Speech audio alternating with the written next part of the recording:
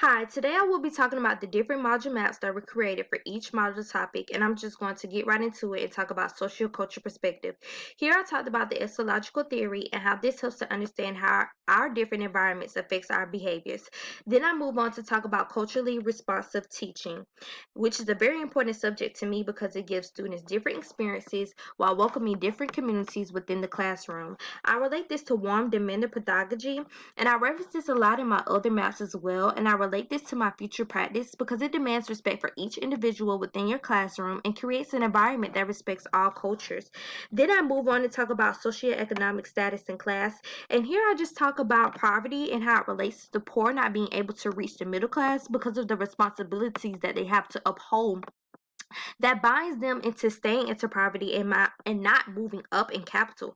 This was probably one of my favorite topics to talk about because it is an issue that we are dealing with in the United States today and have been dealing with for a very long time. Then I move on and talk about race and ethnicity, which is a subject that people often get confused.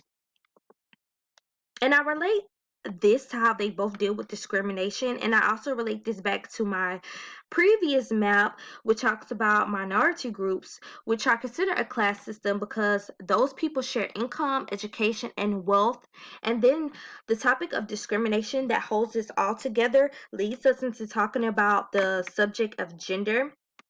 And during gender, I talk about wrongful gender stereotyping and how they often experience discrimination um, within different groups, such as people of the Christian community. And that leads me to gender identity because oftentimes they cannot express their identity. And this leads us to talk about the other topic of sexuality because oftentimes people who are part of the LGBTQ community experience bullying within the classroom settings and in communities as well. So then I moved on to talk about ways I can incorporate acceptance, and I can incorporate acceptance within communities,